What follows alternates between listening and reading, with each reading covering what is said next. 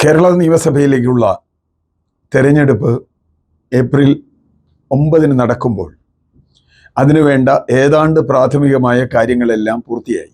ഇനി ആണ് നമുക്ക് എന്തായിരിക്കും തെരഞ്ഞെടുപ്പിൻ്റെ ട്രെൻഡ്, അല്ലെങ്കിൽ തരംഗമുണ്ടോ എന്നറിയില്ല, ട്രെൻഡ് ഉണ്ടോ എന്നറിയില്ല. പല ചോദ്യങ്ങൾ, പലതരത്തിലുള്ള അവകാശവാദങ്ങൾ പല സ്ഥലത്തുനിന്ന് വരുന്നുണ്ട്. പക്ഷെ ഒറ്റ നോട്ടത്തിൽ നോക്കിയാൽ ഈ തെരഞ്ഞെടുപ്പിൽ LDFിനേക്കാൾ UDFന് എഡ്ജുണ്ട് എന്നത് കടുത്ത LDFകാരല്ലാതെ എല്ലാവരും പറയും. അതിന് പല കാരണങ്ങളുണ്ട്. നമുക്ക് ലോക്സഭാ തെരഞ്ഞെടുപ്പ് വിടാം. ഇക്കഴിഞ്ഞ ഡിസംബറിൽ നടന്ന തെരഞ്ഞെടുപ്പ്, തദ്ദേശ തെരഞ്ഞെടുപ്പിൽ വളരെ കൃത്യമായും UDFന് അനുകൂലമായ ഒരു ട്രെൻഡ് ഉണ്ടായിരുന്നു. ഇപ്പോൾ തദ്ദേശ തെരഞ്ഞെടുപ്പ് അങ്ങനെ തന്നെ പ്രതിഫലിക്കുമോ എന്ന് ചോദിച്ചാൽ നമ്മൾ ഉണ്ടെന്ന് പറയുന്നില്ല. പക്ഷെ ജനറലി എപ്പോഴും തദ്ദേശ തെരഞ്ഞെടുപ്പുകളിൽ LDFന് ഒരു മേൽക്കൈ ഉണ്ടാവാറുണ്ട്. കാരണം അവരുടെ സംഘടനാ സംവിധാനം താഴെ കുറെ ഫലപ്രദമാണ്. UDFിൽ പലപ്പോഴും റബലുകളും ഒക്കെ ആയിട്ട് UDFിൽ സംഘടനാപരമായ തർക്കം, റബലുകൾ, കൂറുമാറ്റങ്ങളൊക്കെ ഉണ്ടാവാറുണ്ട്. ഇത്തവണ അതൊക്കെ കഴിഞ്ഞിട്ടും UDF മികച്ച വിജയം തദ്ദേശ ഭരണ സ്ഥാപനങ്ങളിൽ നേടിയിരിക്കുന്നു. ആ അർത്ഥത്തിലാണ് പലരും UDFന് ഈ തെരഞ്ഞെടുപ്പിൽ മേൽക്കൈ പറയുന്ന ഒരു കാര്യം. രണ്ടാമത്തെ കാര്യം, സ്വാഭാവികമായും 10 വർഷം ഭരിച്ച ഒരു ഗവൺമെൻറ്, അതിന് ദോഷങ്ങൾ പലതും ഉണ്ടാവും. അതുകൊണ്ട് തന്നെ ഒരു ആൻറ്റി ഇൻകംബൻസി വരും. ഈ ഗവൺമെൻറ്റിനെ സംബന്ധിച്ചിടത്തോളം ആൻറ്റി ഇൻകംബൻസി വരാനുള്ള നിരവധി വകുപ്പുകളുണ്ട്. അതിലേറ്റവും പ്രധാനപ്പെട്ടത് ആഭ്യന്തര വകുപ്പ് തന്നെയാണ്. മുഖ്യമന്ത്രി കൈകാര്യം ചെയ്ത ആഭ്യന്തര വകുപ്പ് വലിയൊരു പരാജയമായിരുന്നുവെന്ന് അകത്തുള്ളവർക്ക് പോലും നല്ല തോന്നലുണ്ട്. കാരണം അത് ആരാണ് നിയന്ത്രിച്ചിരുന്നത്, എങ്ങനെയാണ് ഉണ്ടായിരുന്നത് എന്ന ചോദ്യമുണ്ട്. മാവോയിസ്റ്റുകളെ വെടിവെച്ച് കൊന്നത് മുതൽ ലോക്കപ്പ് മരണങ്ങൾ, ലോക്കപ്പ് മർദ്ദനങ്ങൾ, രാഷ്ട്രീയ എതിരാളികൾക്കെതിരായ പ്രയോഗങ്ങൾ, ഏറ്റവും ഒടുവിൽ ഈ കഴിഞ്ഞ ദിവസങ്ങളിലുണ്ടായ വീണ ജോർജ് എന്ന് പറയുന്ന മന്ത്രിയുടെ നാടകങ്ങൾ, അതിൻ്റെ പേരിൽ 4 ചെറുപ്പക്കാർ 16 ദിവസം ജയിലിൽ കിടന്നത്, അത് സംബന്ധിച്ച് ഹൈക്കോടതിയിലെ ഒരു ഹർജി പോയിട്ടുണ്ട്. ആ കുട്ടികളുടെ ഒരു ഹർജി പോയിട്ടുണ്ട്. എന്താ കാര്യം? ഞങ്ങളെ ഇല്ലാത്ത കുറ്റത്തിന് ചാർജ് ചെയ്ത് ജയിലിലടച്ചു. ഇത് മനഃപൂർവ്വമാണ്, രാഷ്ട്രീയ പ്രേരിതമാണ്, അതുകൊണ്ട് വീണ്ടും അന്വേഷിക്കണം, DYSP റാങ്കിൽ ഉദ്യോഗസ്ഥ അന്വേഷിക്കണം എന്നൊക്കെയാണ് ആവശ്യം. അതിലെന്താണ് കോടതിയുടെ ഉത്തരവ് വരിക, കോടതിയുടെ നിലപാട് എന്തായിരിക്കും നമുക്കറിയില്ല. എന്തായാലും വിചാരണ കോടതി അവരുടെ കുറ്റപത്രം തള്ളിയ മാതിരി തന്നെയാണ് ജാമ്യം കൊടുത്തത്. കേവലം ജാമ്യം കൊടുക്കല്ല, ഇത് കുറ്റപത്രം തള്ളുന്ന പോലെയാണ്. സായുധരായി ഗറില്ല രൂപത്തിൽ ആക്രമിച്ചു ഒരുമ്പെട്ടു, ആക്രമണത്തിൽ പരിക്കേറ്റു എന്നൊക്കെയാണ് പറഞ്ഞത്. അപ്പോൾ വുണ്ട് സർട്ടിഫിക്കറ്റ് ഇല്ല. അതിലേറ്റവും പ്രധാനം, 3 മണിക്ക് സംഭവം നടക്കുന്നു, 3 മണിക്കോ 4 മണിക്കോ നടക്കുന്നു, രാത്രി 10 മണിക്കാണ് FIR ഇടുന്നത്. അപ്പോൾ വേറെ എവിടെ നിന്നോ ആവശ്യപ്പെട്ട് FIR ഇട്ട പോലെയാണ്. മൂന്നാമത്, വിഷ്വൽസിൽ ഒന്നും തന്നെ ഈ കുട്ടികൾ അവരുടെ അടുത്ത് ചെല്ലുന്നില്ല. അങ്ങനെ നിരവധി കാര്യങ്ങൾ നമ്മളൊക്കെ ഒരുപാട് ചർച്ച ചെയ്തതാണ്. അത് അവർക്ക് ജാമ്യം കൊടുത്തുകൊണ്ടുള്ള ആ കോടതി ഉത്തരവ് തന്നെ ഇത് മൊത്തം നാടകമായിരുന്നു എന്ന് തെളിയിക്കുന്നതിന് അതിനാണ് അവർ ഹൈക്കോടതി പോയിട്ടുള്ളത്. മറ്റൊന്ന് ആരോഗ്യ വകുപ്പാണ്. ആരോഗ്യ വകുപ്പ് വലിയ വലിയ കെട്ടിടങ്ങൾ കെട്ടി, ഞങ്ങൾ അവിടെ ആശുപത്രി ഗംഭീരമാക്കി, അകൽ ലോക നിലവാരത്തിലാക്കി എന്നൊക്കെ പറയുമ്പോൾ പോലും സാധാരണ ജനങ്ങളുടെ ആശുപത്രി അനുഭവം വളരെ മോശമാണ്. അത് കുറച്ചാളുകളുടെ വയറ്റിൽ കത്രിക വെച്ചതും പഞ്ഞി വെച്ചതും തുണി വെച്ചതും മാത്രമല്ല, അല്ലെങ്കിൽ ഒരു ഹൃദ്രോഗി അവിടെ ചികിത്സ കിട്ടാതെ മരിച്ചതും, ആളുകൾ വഴിയിൽ പായില്ലാതെ കട്ടിൽ പോലും ഇല്ലാതെ കിടക്കുന്നതും തുടങ്ങിയ നിരവധി കാര്യങ്ങളുണ്ട്. നമ്മുടെ ആശുപത്രികളിൽ പലതിലും മരുന്നില്ല, സിറിഞ്ചില്ല. സിറിഞ്ചും മരുന്നും വാങ്ങിക്കൊണ്ടുവന്നാൽ മാത്രമാണ്, അതുപോലെ ഗ്ലൗസ് വരെ വാങ്ങിക്കൊണ്ടുവരണം പല ആശുപത്രികളിലും. ഇപ്പോൾ ആരോഗ്യരംഗം ലോകോത്തരമാണ് എന്ന് പറയുമ്പോഴും ഇന്ത്യയിൽ ഏറ്റവും കൂടുതൽ ഔട്ട് ഓഫ് പോക്കറ്റ് എക്സ്പെൻഡിച്ചർ ചെയ്യുന്ന ഒരു സ്റ്റേറ്റാണ് കേരളം. അപ്പോൾ നാട്ടുകാർക്ക് മുഴുവൻ അറിയാം, ആരും സർക്കാർ ആശുപത്രിയിൽ ഒരു ഗതിയില്ലെങ്കിലേ ആളുകൾ പോവുള്ളൂ. അങ്ങനെയുള്ള നിരവധി പ്രശ്നങ്ങളുണ്ട്. മറ്റു പല വകുപ്പുകളുമുണ്ട്.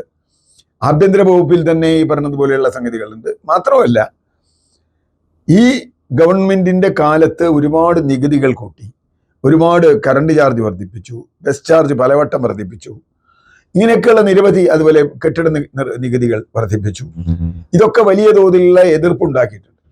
മറ്റൊന്ന്, മലയോര മേഖലയിൽ വലിയ തോതിൽ ജനങ്ങളുടെ എതിർപ്പ് വന്നിട്ടുണ്ട്, കർഷകർ പ്രത്യേകിച്ച്. കാരണം വന്യമൃഗ ശല്യം, വന്യമൃഗങ്ങളുടെ ആക്രമണം, ആ സംഘർഷം വലിയ തോതിൽ ആളുകളെ വെറുപ്പിച്ചിട്ടുണ്ട്. അതുകൊണ്ട് മലയോര മേഖലയിലുള്ള കർഷകരെ സംബന്ധിച്ചിടത്തോളം ഒരു നിവൃത്തി ഉണ്ടെങ്കിൽ അവരിത് വരാൻ സമ്മതിക്കില്ല, പ്രത്യേകിച്ച് വനം വകുപ്പുമായി ബന്ധപ്പെട്ട്. അതുപോലെ കൃഷി വകുപ്പുമായി ബന്ധപ്പെട്ട് കർഷകർ ഇന്നലെയും ആലപ്പുഴ കുട്ടനാട് പാഡി ഓഫീസ് ഉപരോധിച്ചിരിക്കുക കർഷകർ.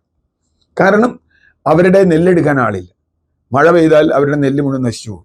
വലിയ സംവിധാനങ്ങളൊക്കെ നമ്മൾ ഉണ്ടെന്ന് പറഞ്ഞിട്ടും PRS കൊടുക്കും, അത് കൊടുക്കും, ഇത് കൊടുക്കും എന്നൊക്കെ പറഞ്ഞിട്ടും വലിയ തോതിലുള്ള പ്രശ്നം.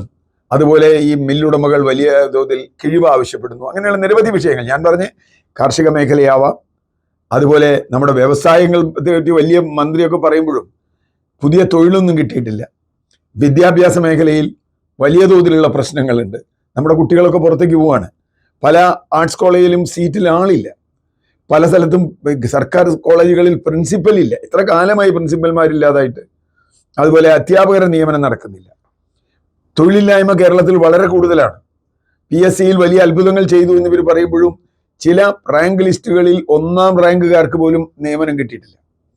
ഡോക്ടർ ഹാരിസിനെ പോലെയുള്ള ആളുകൾ അവിടെ സ്റ്റാഫിൻ്റെയും മറ്റു സംഗതികളും കുറവ് ധാരാളമായി പറയുന്നു. വിദ്യാഭ്യാസ രംഗത്തും ഇതുപോലെ തന്നെയാണ്. പാഠപുസ്തകം നേരത്തെ അടിച്ചു കൊടുക്കുക എന്നുള്ളത് വലിയ വിഷമില്ലാത്ത കാര്യമാണ്. അതിനേക്കാളും പ്രധാനം ഇന്നലെ ഒരു സ്കൂളിൽ ചോദ്യപേപ്പർ കമ്പ്യൂട്ടറിൽ അയച്ചു കൊടുത്ത് സോഫ്റ്റ് എക്സാം ആയിരുന്നു. കമ്പ്യൂട്ടർ ചോദ്യപേപ്പർ അയച്ചു കൊടുക്കുക, എന്നിട്ട് ഉത്തരം എഴുതുക. അങ്ങനെയൊക്കെയുള്ള ഒരുപാട് മിസ്മാനേജ്മെന്റുകൾ വന്നിട്ടുണ്ട്. അപ്പൊ ഏതാണ്ട് എല്ലാ മേഖലയിലും ഗവൺമെന്റിനെതിരായ വികാരമുണ്ട്. അതിനൊക്കെ പുറമെയാണ് ശബരിമല സ്വർണ്ണക്കേസ്. പിന്നെ മുഖ്യമന്ത്രിയുടെ ധൂർത്ത്, മുഖ്യമന്ത്രിയുടെ മാത്രമല്ല സർക്കാരിന്റെ ധൂർത്ത്. 220 കോടി രൂപയൊക്കെയാണ് PR വർക്കിന് വേണ്ടി മാത്രം ചെലവാക്കിയത്. ഇവിടെ ആശാ വർക്കർക്ക് കൊടുക്കാൻ പൈസയില്ല. SC/ST കുട്ടികൾക്കുള്ള ലംസം ഗ്രാൻഡ് എത്ര കാലമായി മുടങ്ങിയിട്ട് ആ കുട്ടികളോട് ആരെ സമാധാനം പറയാ? അവർ ഹോസ്റ്റലിൽ പോലും നിൽക്കാൻ കഴിയുന്നില്ല. ഇങ്ങനെയുള്ള നിരവധി വ്യത്യസ്ത വിഭാഗങ്ങൾക്കിടയിൽ ഉണ്ടായ അസംതൃപ്തി ശബരിമല കൊള്ളയുമായി ബന്ധപ്പെട്ട് CPM എത്തി നിൽക്കുന്ന വളരെ ഗുരുതരമായ അവസ്ഥ. ഇപ്പൊ പത്മകുമാറിനെതിരെ എന്തോ നടപടി എടുത്തു. പക്ഷെ പത്മകുമാർ ഇപ്പോഴും CPM മെമ്പറാണ്. കഴിഞ്ഞ ആഴ്ച വരെ ജില്ലാ കമ്മിറ്റി മെമ്പറാണ്. അദ്ദേഹം മുൻ MLA ആണ്.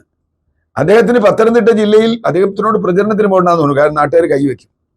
അതുകൊണ്ട് അപ്പൊ ചുരുക്കത്തിൽ ഗവൺമെന്റിന് അനുകൂലമായ ഘടകങ്ങൾ, വികസനം എന്നോ റോഡ് എന്നൊക്കെ പറയുമ്പോഴും യഥാർത്ഥത്തിൽ ഈ വികസനം റോഡ് എന്നൊക്കെ പറഞ്ഞ് പിടിക്കാൻ പോയാൽ ഞാൻ ഓർക്കുന്നത് മുമ്പ് ആന്ധ്രയിൽ നടന്ന 2014 ഒറ്റയാണ് ആന്ധ്രയിൽ നടന്ന ഒരു തെരഞ്ഞെടുപ്പാണ്. ആന്ധ്രയിൽ ചന്ദ്രബാബു നായിഡു അത്ഭുതങ്ങൾ കാണിച്ചു എന്നാണ് പറഞ്ഞത്. IT പാർക്കുകൾ വന്നു, വലിയ വികസനം വന്നു, ബിൽ ഗേറ്റ്സ് വന്നു. അങ്ങനെ വലിയ ഹൈദരാബാദ് IT സിറ്റിയായി, IT സെന്ററായി, ഒരുപാട് വലിയ കെട്ടിടങ്ങൾ വന്നു, ഇൻവെസ്റ്റ്മെന്റ് വന്നു എന്നൊക്കെ പറഞ്ഞാണ് ചന്ദ്രബാബു നായിഡു തെരഞ്ഞെടുപ്പിന് നേരിട്ട്. എന്നാൽ വളരെ മോശം അവസ്ഥയിലായിരുന്ന കോൺഗ്രസ് ആണ്. ആ കോൺഗ്രസിന്റെ YS രാജശേഖര റെഡ്ഡി എന്ന് പറയുന്ന നേതാവ് ചന്ദ്രബാബു നായിഡുവിനെ കൃത്യമായി കൗണ്ടർ ചെയ്യുകയും അങ്ങനെ കൗണ്ടർ ചെയ്ത് രാജശേഖര റെഡ്ഡി അധികാരത്തിൽ വന്ന ഒരു ചരിത്രമുണ്ട്. സൈക്കിളിൽ ഗ്രാമങ്ങളിൽ യാത്ര. അദ്ദേഹം വളരെ എന്താ പറയുക ദുരൂഹമായ സാഹചര്യത്തിൽ കൊല്ലപ്പെട്ട കേസൊക്കെ നമുക്കറിയാം. അദ്ദേഹത്തിന്റെ മകൻ ഇപ്പൊ ജഗൻമോഹൻ അവിടെ രാഷ്ട്രീയത്തിലൊക്കെ ഉണ്ട്, YSR കോൺഗ്രസിന്. അപ്പൊ പ്രശ്നം എന്താണെന്ന് വെച്ചാൽ ഈ കാണിക്കുന്ന ഇപ്പൊ കിഫ്ബിയുടെ കാര്യം. കിഫ്ബി ഈ പറയുന്ന പൊള്ളയാണ്. കിഫ്ബിയുടെ അവകാശവാദം എന്നുള്ളത് ഉറപ്പാണ്. കാരണം കിഫ്ബി 38,000 കോടി രൂപയെ കിഫ്ബി ഇതുവരെ ചെലവാക്കിയിട്ടുള്ളൂ എന്ന് അസംബ്ലിയിൽ മറുപടി കൊടുത്തു. അതിൽ 30,000 കോടി രൂപയും സർക്കാരിന്റെ ബജറ്റിൽ നിന്ന് കൊടുത്തതാണ്. എന്ന് പറഞ്ഞാൽ ഇവിടെ അല്ലെങ്കിലും ഈ വികസനമൊക്കെ വരും.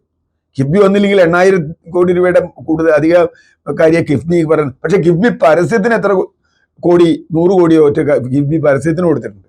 അപ്പൊ ഞാൻ പറഞ്ഞു വന്നത് ഇല്ലാത്ത കാര്യങ്ങൾ പൊലിപ്പിച്ച് കാണിക്കുക. മറ്റൊരു കാര്യം പൊതുവെ പറയുന്നത്, ഈ ഗവൺമെന്റ് ഇവർ പ്രതിപക്ഷത്തിരുന്ന കാലത്ത് എതിർത്ത എല്ലാ കാര്യവും ആണ് ഇവർ നടപ്പാക്കിയത്. ഇപ്പൊ വിഴിഞ്ഞത്തിന്റെ അവകാശവാദം ഉന്നയിക്കുന്നു. വിഴിഞ്ഞവരെ എതിർത്തതാണ്, ഉമ്മൻചാണ്ടി കൊണ്ടുവന്ന പദ്ധതിയാണ്. ഗെയിൽ പദ്ധതി ഇവർ അന്ന് എതിർത്തിരുന്നു. അതും കോൺഗ്രസിന്റെ ഭരണകാലത്ത് കൊണ്ടുവന്ന പദ്ധതിയാണ്. അത് പൂർത്തീകരിച്ചു ഞങ്ങൾ എന്ന് പറയുകയാണ്.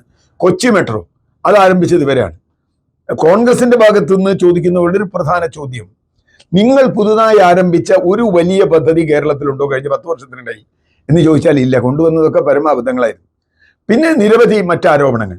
ഞാൻ പറഞ്ഞു വന്നത് അനുകൂലമായ ട്രെൻഡ് UDFനാണ്, അതിന് യാതൊരു തർക്കവുമില്ല. ഇതിലൊക്കെ കൂടുതലാണ് CPMനകത്തുണ്ടാവുന്ന പ്രശ്നങ്ങൾ. ചരിത്രത്തിൽ ഇല്ലാത്ത വിധം CPM അതിൻ്റെ ദുരന്തം നേരിടുന്നു. കണ്ണൂരായാലും ആലപ്പുഴയായാലും പാലക്കാടായാലും അവരുടെ ഏറ്റവും ശക്തി കേന്ദ്രങ്ങളാണ് ഞാനീ പറഞ്ഞത്. കണ്ണൂർ, ആലപ്പുഴ, പാലക്കാട്. ഈ 3 സ്ഥലങ്ങളിൽ അവർക്ക് വലിയ ശക്തി നേരിടുന്നു, പ്രശ്നം നേരിടുന്നു. ഇതിനൊക്കെ പുറമെ അവർ BJP-യുമായി ഡീൽ ഉണ്ടാക്കുന്നു എന്നൊരു തോന്നൽ പൊതുജനങ്ങൾക്കുണ്ടാവുന്നു. അതുണ്ടാവുന്നതോടുകൂടി ന്യൂനപക്ഷ വോട്ട് മാത്രമല്ല, അത് കാപട്യമാണ്, മതേതര വോട്ടുകൾ കാര്യമായി UDF-ലേക്ക് പോകാൻ സാധ്യതയുണ്ട്. ഇതെല്ലാം വെച്ച് ഇപ്പോഴത്തെ ഒരു ട്രെൻഡ് UDF-ന് അനുകൂലമാണ്. എത്ര സീറ്റ് കിട്ടും കിട്ടില്ല എന്നുള്ള സർവേക്കൊന്നും ഞാൻ നിൽക്കുന്നില്ല. കാരണം അതൊക്കെ വളരെ സൂക്ഷ്മമായ ഒരുപാട് കാര്യങ്ങൾ, അതായത് മണ്ഡലങ്ങളിലെ കാര്യങ്ങൾ. ഇപ്പോൾ സിറ്റിംഗ് MLA-മാരെ ഇറക്കിയിട്ട് ഇവരെ ആന്റി ഇൻകംബൻസി നേരിടാനാണ് ശ്രമിക്കുന്നത്. അത് അത്ര എളുപ്പമല്ല. കാരണം പൊതുവായൊരു ട്രെൻഡ് വന്നാൽ, കേരളം എപ്പോഴും കണ്ടിട്ടുള്ളത് പൊതുവായൊരു ട്രെൻഡ് അല്ലെങ്കിൽ ഒരു ചെറിയ തരംഗമുണ്ടെങ്കിൽ ആ തരംഗം കേരളം മുഴുവൻ ആഞ്ഞടിക്കും, വടക്കുന്ന് തെക്കോട്ട് അത് ആഞ്ഞടിക്കും. അങ്ങനെയാണെങ്കിൽ വലിയ വിജയം UDF-നുണ്ടാവും. അതുകൊണ്ടാണ് ഇപ്പോഴത്തെ ട്രെൻഡ് UDF-ന് അനുകൂലമാണ് എന്ന് പറയുന്നത്.